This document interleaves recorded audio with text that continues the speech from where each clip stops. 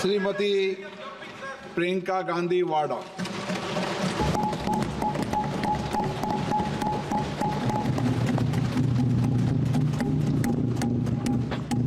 नमस्कार। माननीय अध्यक्ष महोदय जी, आज आपने मुझे इस सभा में बोलने का मौका दिया, इसके लिए मैं आपकी बहुत बहुत आभारी हूँ। सबसे पहले जो सुरक्षाकर्मी, जो जवान अफसर 13 दिसंबर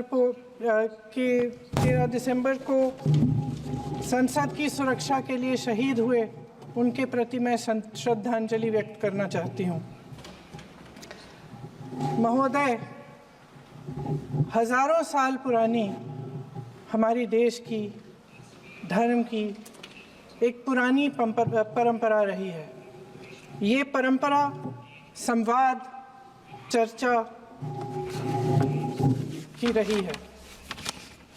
एक गौरवशाली परंपरा है जो दर्शन ग्रंथों में, वेदों में, उपनिषदों में दिखती है। वाद विवाद और संवाद की हमारी पुरानी संस्कृति है।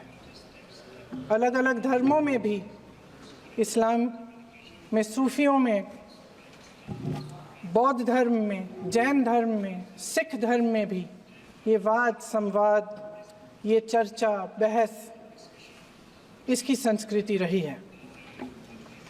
इसी परंपरा से उभरा हमारा स्वतंत्रता संग्राम।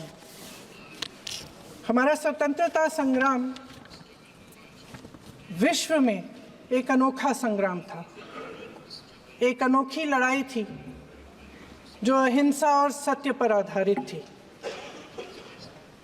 ये वाद संवाद की जो परंपरा है, इसको इस संग्राम ने आगे कैसे बढ़ाया? क्योंकि ये जो संग्राम था, ये जो लड़ाई थी हमारी आज़ादी के लिए, एक बेहद लोकतांत्रिक लड़ाई थी। इसमें देश के किसान, देश के जवान, देश के मजदूर, देश के अधिवक्ता, देश के बुद्धिजीवी, चाहे किसी भी जाति के हों, चाहे किसी भी धर्म के हों, चाहे किसी भी भाषा को बोलते हों, सब इस स्वतंत्रता संग्राम में शामिल हुए। सब ने हमारे देश की आज़ादी की लड़ाई लड़ी।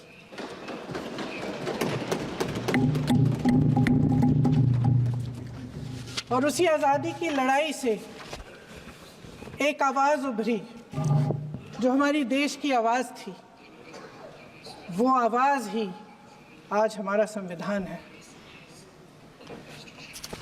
साहस की आवाज़ थी, हमारी आज़ादी की आवाज़ थी, और उसी की गूंज ने हमारे संविधान को लिखा और बनाया। ये सिर्फ एक दस्तावेज नहीं है। बाबा साहेब अम्बेडकर, मौलाना आज़ाद जी, राजगोपालाचारी जी और जवाहरलाल नेहरू जी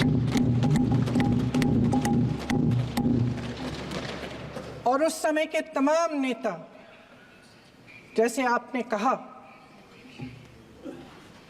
इस संविधान को बनाने की जो कार्य में सालों के लिए जुटे रहे।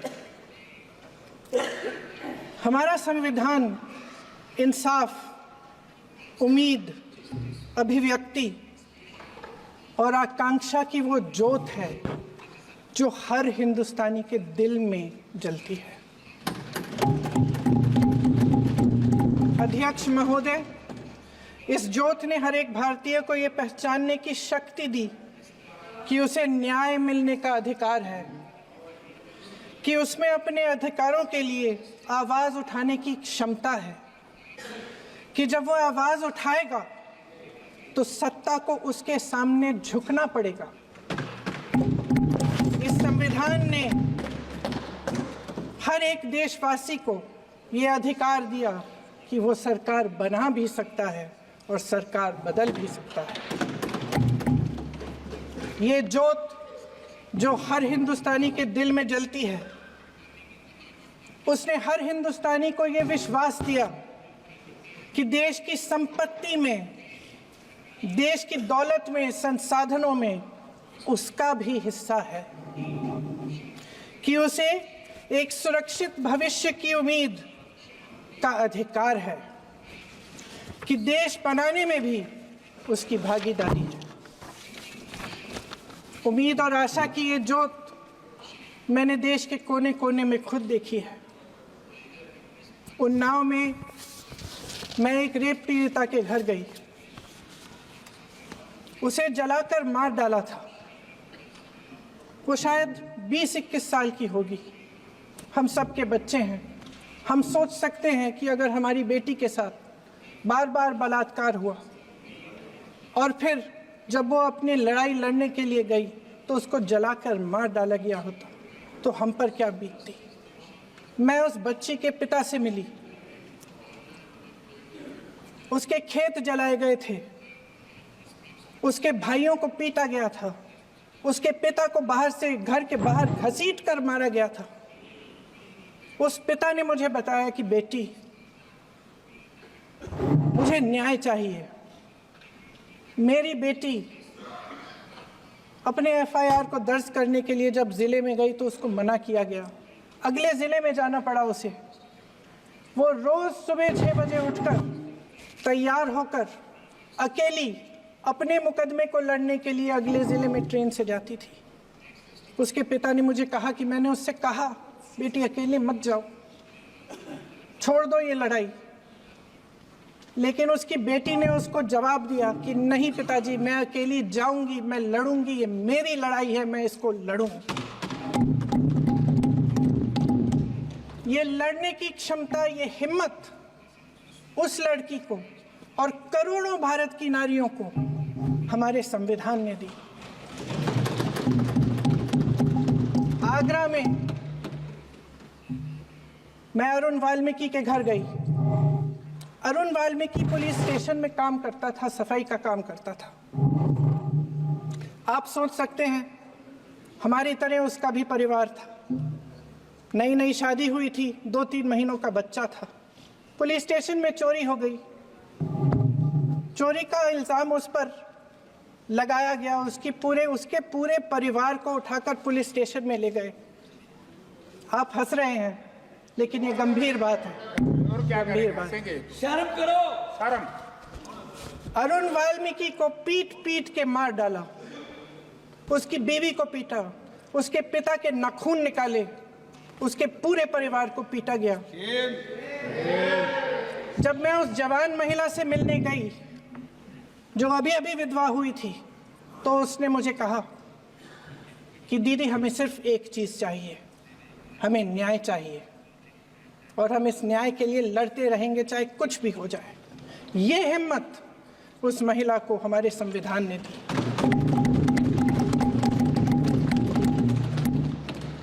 संभल के कुछ लोग आए थे हमसे मिलने जो मृतकों के परिवार के सदस्य थे। उसमें 2 बच्चे थे, अदनान और उजैर। आप सुनिए, उसमें 2 बच्चे थे, अदनान और उजैर। एक बच्चा मेरे बच्चे की उम्र का है, दूसरा उससे छोटा 17 साल का है। दर्जी के बेटे थे। दर्जी का एक ही सपना था कि वो अपने बेटों को पढ़ाएगा, लिखाएगा। एक बेटा डॉक्टर बनेगा, एक बेटा भी सफल होगा दूसरा बेटा भी अपने जीवन में सफल होगा।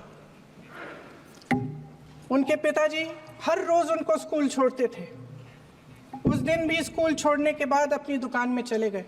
उन्हें पता नहीं था कि विवाद हो रहा है। उन्होंने भीड़ देखी, घर आने की कोशिश की तो पुलिस ने गोली से मार डाला। वो 17 साल का बच्चा अदनान मुझसे कहता है, वो 17 साल का बच्चा अदनान मुझसे कहता है कि मैं बड़ा होकर डॉक्टर बन के दिखाऊंगा, मैं अपने पिता का सपना साकार करूंगा। ये सपना, ये आशा उसके दिल में हमारे संविधान ने डाली। अध्यक्ष महोदय, हमारे देश के करोड़ों देशवासियों के संघर्ष में, अपने अधिकारों की पहचान में, इनकी कठिन से कठिन परिस्थितियों से लड़ने की अपार हिम्मत में और देश से न्याय की अपेक्षा में हमारे संविधान की ज्योत जल रही है। मैंने हमारे संविधान की ज्योत को जलते हुए देखा है और इसके साथ साथ ये भी समझा है कि हमारा संविधान एक सुरक्षा कवच है।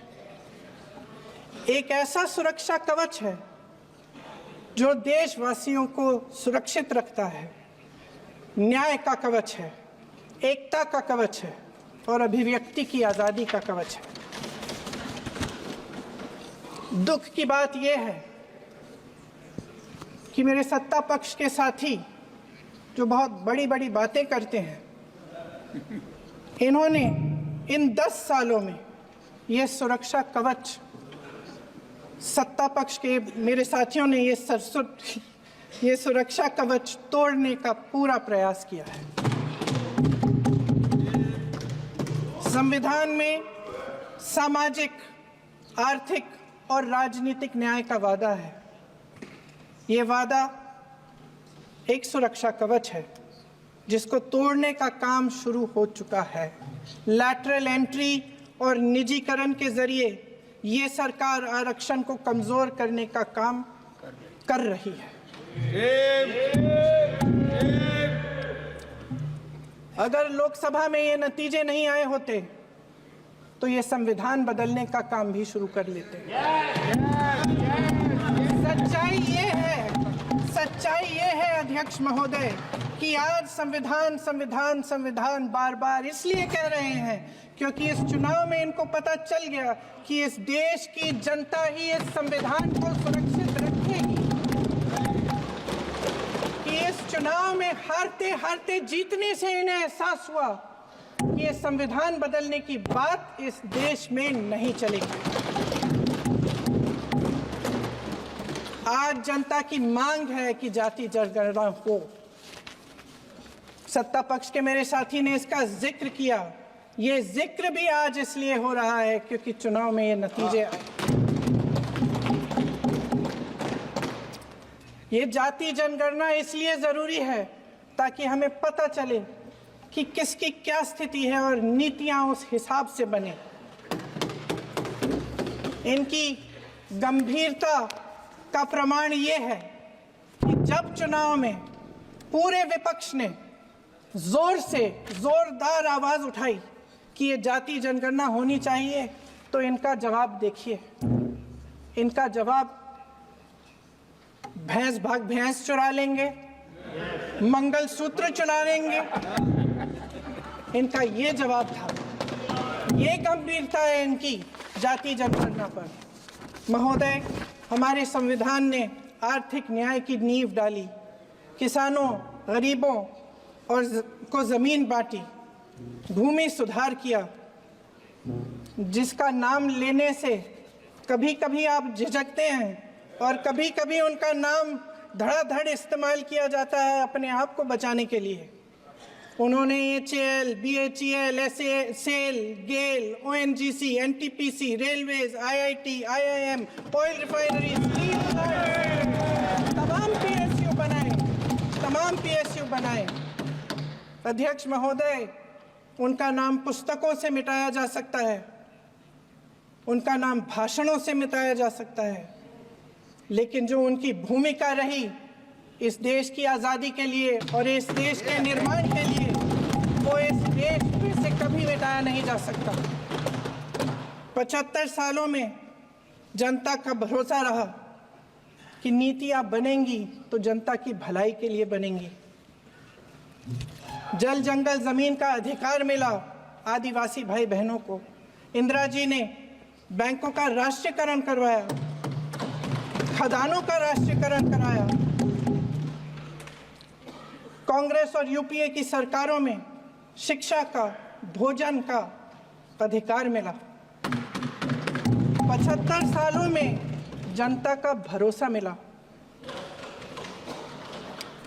पहले संसद चलती थी तो जनता की उम्मीद होती थी कि सरकार महंगाई और बेरोजगारी पर चर्चा करेगी, कोई उपाय निकालेगी, कोई रास्ता निकालेगी।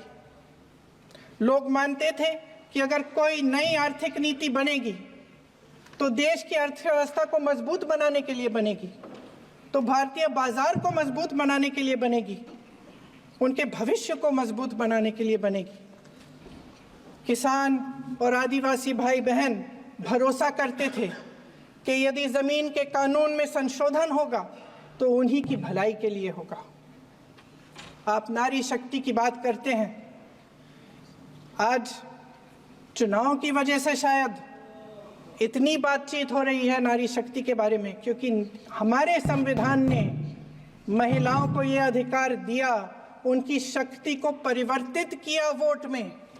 और आज आपको पहचानना पड़ रहा है कि महिलाओं के बिना, कि नारी शक्ति के बिना ये सरकारें नहीं बन सकती हैं।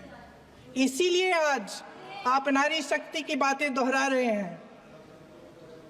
जो आप नारी शक्ति का अधिनियम लाए हैं उसको लागू क्यों नहीं करते?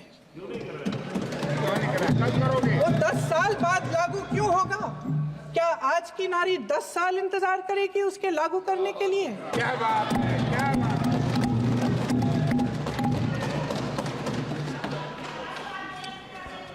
आज संसद में बैठे हुए सत्ता पक्ष के मेरे साथी ज्यादा से ज्यादा अतीत की बातें करते हैं। 1921 में क्या हुआ, कब हुआ, नेहरू जी ने क्या किया। अरे वर्तमान की बात करिए, देश को बताइए आप क्या कर रहे हैं, आपकी जिम्मेदारी क्या है? कि सारी जिम्मेदारी जवाहरलाल नेहरू की है। अध्यक्ष महोदय जी, ये सरकार आर्थिक न्याय का सुरक्षा कवच तोड़ रही है। आज संसद में बैठी ये सरकार बेरोजगारी और महंगाई से जूझ रही हमारी जनता को क्या राहत दे रही है? कृषि के कानून भी बड़े बड़े उद्योगपतियों के लिए बन रहे हैं। सही एमएसपी को छोड़िए, डीएपी तक नहीं मिल रहा है।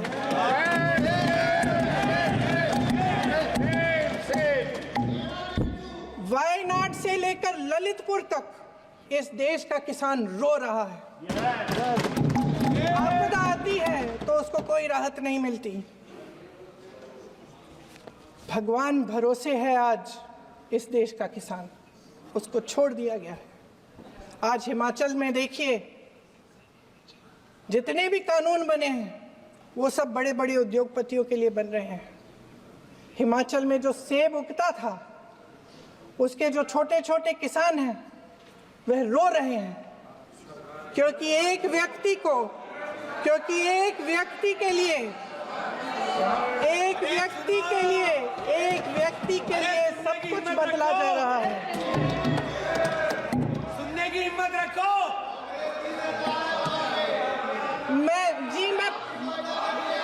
अध्यक्ष महोदय जी, अध्यक्ष महोदय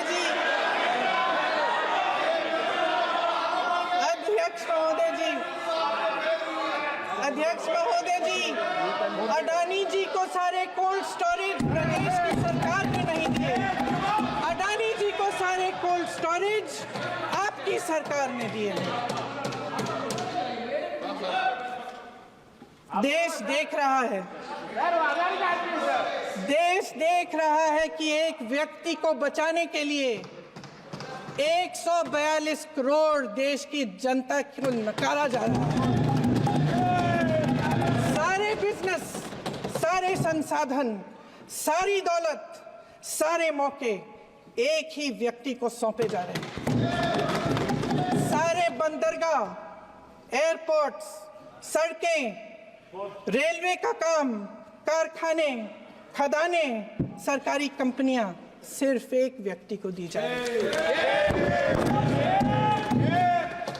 जनता के मन में हमेशा ये विश्वास होता था कि अगर कुछ नहीं है तो संविधान हमारी सुरक्षा करेगा, मगर आज आम लोगों के बीच ये धारणा बनती चली जा रही है कि सरकार सिर्फ अडानी जी के मुनाफे के लिए चल रही है। देश में बहुत तेजी से गैर बराबरी बढ़ रही है। जो गरीब है वो और गरीब हो रहा है, जो अमीर है वो और अमीर हो रहा है। इस सरकार ने आर्थिक न्याय की भी सुरक्षा कवच तोड़ दिया है। राजनीतिक न्याय की जब बात होती है, मेरे सत्ता पक्ष के साथी आज खड़े हुए और तमाम गिनती करने लग गए कि ऐसा हुआ वैसा हुआ 1975 में जो हुआ, तो सीख लीजिए ना आप भी। सीख लीजिए। आप भी अपनी गलतियों के लिए माफी मांग लीजिए। आप भी बैलेट पे चुनाव कर लीजिए। आप भी बैलेट पे चुनाव कर लीजिए। दूध का दूध, पानी का पानी हो जाएगा। आप राजनीतिक न्याय की बात करते हैं, सरकारों को पैसों के बल पर गिरा देते हैं।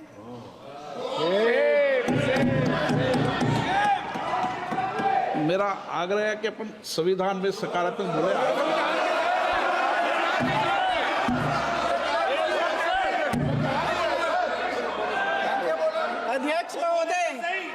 अध्यक्ष महोदय, सत्ता पक्ष के हमारे साथी ने एक उदाहरण दिया उत्तर प्रदेश की सरकार का, तो मैं भी एक उदाहरण दे देती हूँ महाराष्ट्र की सरकार का। मैं भी एक उदाहरण दे देती हूँ हिमाचल की सरकार को तोड़ने की कोशिश किसने की, पैसों के बल पे की, गोवा की सरकार। तमाम उदाहरण है। राजस्थान की क्या ये सरकारें जनता ने नहीं चुनी थी? क्या संविधान इन पर लागू नहीं था? पूरी देश की जनता जानती है कि इनका हंसती है, जानती है कि इनके यहाँ तो वॉशिंग मशीन है।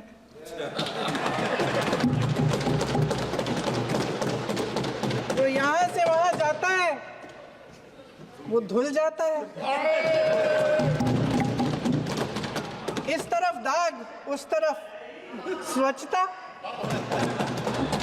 और मेरे कई ऐसे साथी हैं जो इस तरफ होते थे उस तरफ चले गए, मुझे दिख भी रहे हैं, वॉशिंग मशीन में शायद धुल गए हैं। अध्यक्ष महोदय, जहां भाईचारा और अपनापन होता था, जहां हमारे संविधान ने एकता का सुरक्षा कवच दिया था, वहां शक और घृणा के बीज बोए जा रहे हैं। एकता का सुरक्षा कवच तोड़ा जा रहा है। प्रधानमंत्री जी यहाँ सदन में संविधान की किताब को यूं माथे से लगाते हैं, लेकिन संभल में, हाथरस में, मणिपुर में जब न्याय की गुहार आती है, उठती है, तो उनके माथे पे शिकन तक नहीं आता।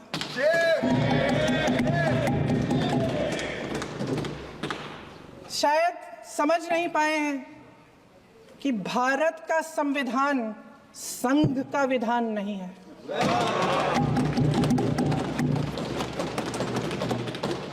भारत के संविधान ने हमें एकता दी, हमें आपसी प्रेम दिया। उस मोहब्बत की दुकान जिस पर आपको हंसी आती है, उसके साथ करोड़ों देशवासी चले। करोड़ों देशवासियों के दिल में एक दूसरे के लिए प्रेम है, घृणा नहीं है।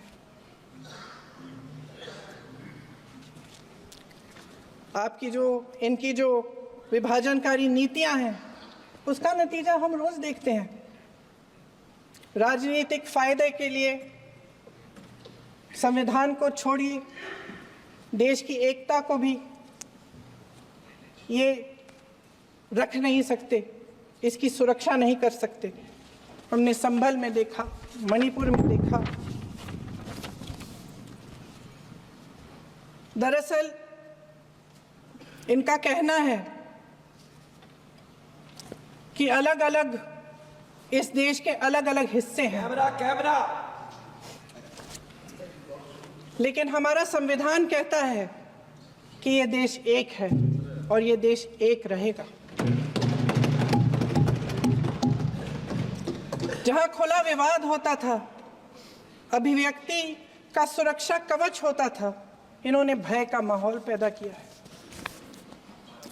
सत्ता पक्ष के मेरे साथी अक्सर 75 सालों की बात करते हैं, लेकिन इन 75 सालों में ये उम्मीद, आशा, ये अभिव्यक्ति की ज्योति कभी थमी नहीं, कभी बुझी नहीं। इस देश की जनता ने खुलकर आलोचना की, निडर होकर धरने किए, प्रदर्शन किए।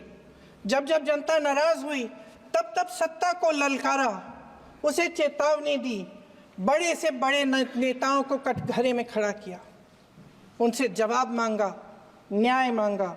इस देश के छोटे छोटे से नुक्कड़ की दुकानों में, चाय की दुकानों में, इस देश के घरों में, गलियों में, मोहल्लों में, अखबारों में, प्रकाशन घरों में, न्यायपालिकाओं में चर्चा कभी बंद नहीं हुई। लेकिन आज ये माहौल नहीं है। आज जनता को सच बोलने से डराया जाता है, धमकाया जाता है।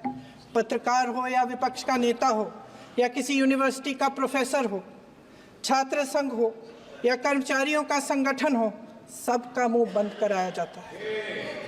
किसी पे ईडी, किसी पे सीबीआई, किसी पे इनकम टैक्स, फर्जी मुकदमे लगवाए जाते हैं, जेल में डाल दिया जाता है। विपक्षी नेताओं को जेल में डाल दिया जाता है, उनको सताया जाता है। किसी को नहीं छोड़ा इस सरकार ने। देशद्रोही कह के उत्तर प्रदेश में मुझे याद है कुछ अध्यापिकाएं प्रदर्शन कर रही थी, उन पर मुकदमा डाल दिया देशद्रोही का, उन्हें देशद्रोही कह दिया। इन्होंने देश का पूरा माहौल भय से भर दिया है। इनकी मीडिया की मशीन झूठ फैलाती है, तरह तरह के आरोप लगाती है, और शायद वह भी भय में ही है। महोदय, मैं इस सदन को याद दिलाना चाहती हूं कि ऐसा डर का माहौल देश में अंग्रेजों के राज में था। जब इस तरफ बैठे हुए गांधी की विचारधारा वाले लोग आज़ादी की लड़ाई लड़ रहे थे और उस तरफ वाली विचारधारा वाले लोग भय में रहकर अंग्रेजों के साथ साठ-गांठ कर रहे थे। लेकिन अध्यक्ष महोदय, भय का भी अपना स्वभाव होता है। भय फैलाने वाले हमेशा भय का खुद शिकार बन जाते हैं। ये प्रकृति का नियम है। आज इनकी भी यही हालत हो गई है। भय फैलाने के इतने आदी हो गए हैं कि खुद भय में रहने वाले हैं।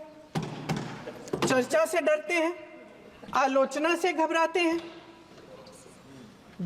कई दिनों से हम मांग रहे हैं कि चर्चा करिए, लेकिन चर्चा करने की हिम्मत ही नहीं है।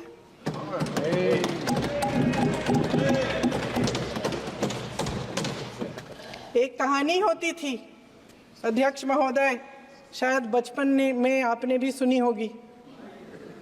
राजा भेष बदलकर बाजार में आलोचना सुनने जाता था। ये सुनने जाता था कि प्रजा मेरे बारे में क्या कह रही है, मैं सही रास्ते पे चल रहा हूं कि नहीं। लेकिन आज का राजा, भेष तो बदलते हैं आज के राजा, शौक तो है उनको भेष बदलने का, लेकिन न जनता के बीच जाने की हिम्मत है और न आलोचना सुनने की। महोदय, मैं तो सदन में नहीं हूं।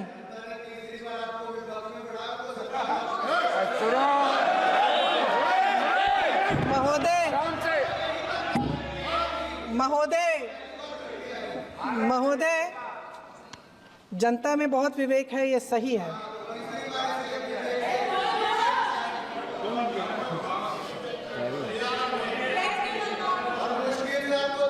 अच्छा महोदय, मैं सदन में नहीं हूँ,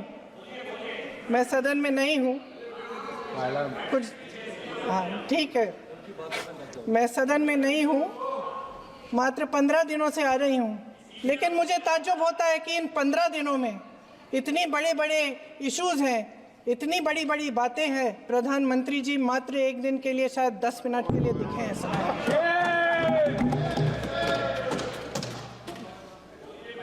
बात यह है अध्यक्ष महोदय जी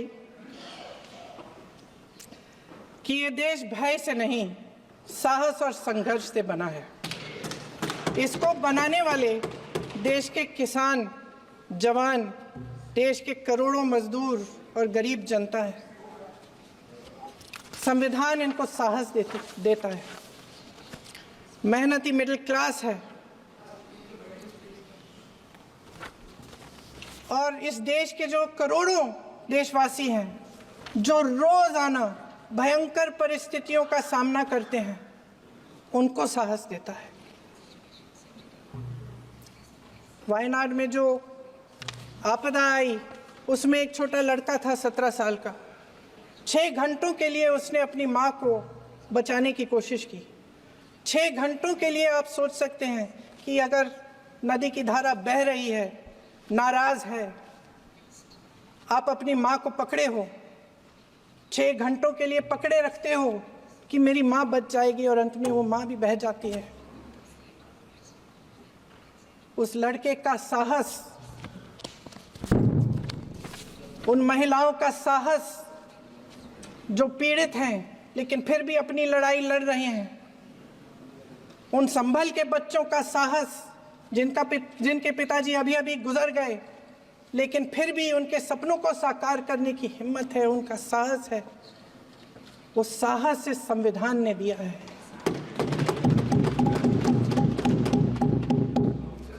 वो आत्मविश्वास इस संविधान ने दिया है। ये देश भय से नहीं चल सकता, ये देश साहस से ही चलेगा। भय की भी सीमा होती है और जब वो सीमा पार हो जाती है, जब किसी को इतना दबाया जाता है कि उसको लगने लगता है कि अब मेरे पास खोने के लिए कुछ नहीं है, तब उसमें एक ऐसी शक्ति पैदा होती है जिसके सामने कोई कायर खड़ा नहीं हो सकता। ये देश कायरों के हाथों में ज्यादा देर तक कभी नहीं रहा है। ये देश उठेगा, ये देश लड़ेगा, सत्य मांगेगा, सत्यमेव जयते। जय हिंद। अगले